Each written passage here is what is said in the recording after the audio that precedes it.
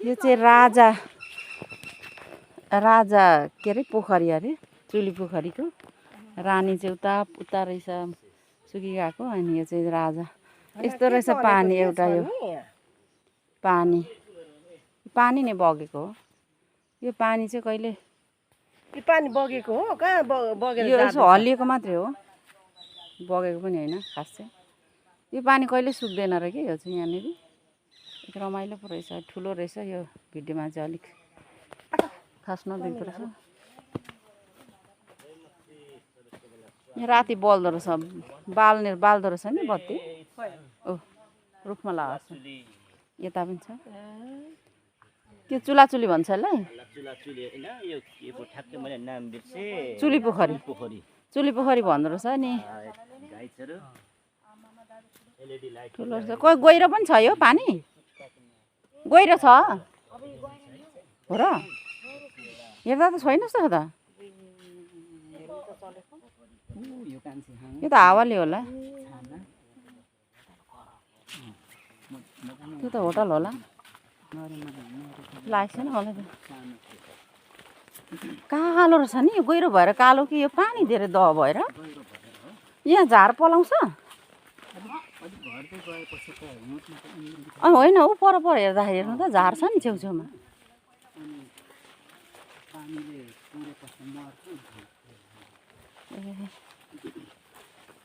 पानी घट्छ यो कि यत्तिकै हो मामा पानी घट्छ कि यत्तिकै हो यो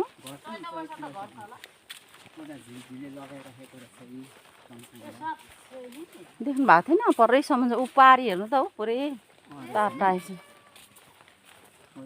चुली पोखरी राजा पोखरी भन्छ यो चाहिँ राजा पोखरी अरे अनि रानी पोखरी चाहिँ सुकेको अरे पल्लोपट्टि छ त्यतै धान रोपेको रहेछ त्यो पनि गहिरो खालको रहेछ गहिरो परेको ठाउँ यस्तो रहेछ यहाँ चाहिँ साथीहरू तपाईँहरू आइसक्नु भएकोलाई ठाउँ हेर्नलाई कस्तो छ होला भन्दै थिएँ मैले चाहिँ हेरेको थिइनँ यस्तो रहेछ हेरेँ आज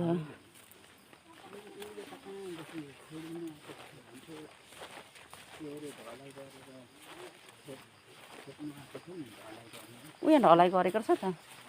छेउछेउ पानी परेको के खराको कहाँ छ त के हावा होइन होला खै त अनि हामीले भेटेको छौँ ए रुखले छेलेको यस्तो रहेछ ए पछाडि छ भन्ने त अगाडि आएर बसिराखेको छ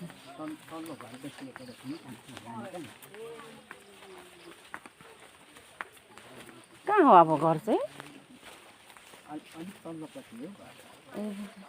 यस्तो रहेछ है चुली पोखरी चाहिँ लु आज हेर्न पाइयो साथीहरू चुली पोखरीको ठाउँ हेर्दै हेर्दै हामी हेर्न पायौँ यताबाट यस्तो रहेछ भन्ने ठाउँ ऊ त्यो होटल होला कस्तो गुफा जस्तो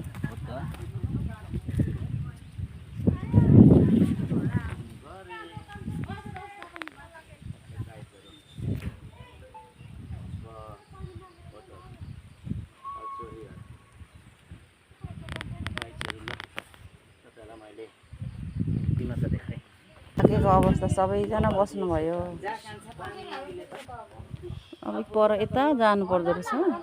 त्यो पर्खिनु पर्ने रहेछ जाने ठाउँ यो चाहिँ होटल कि घर हो उयो परको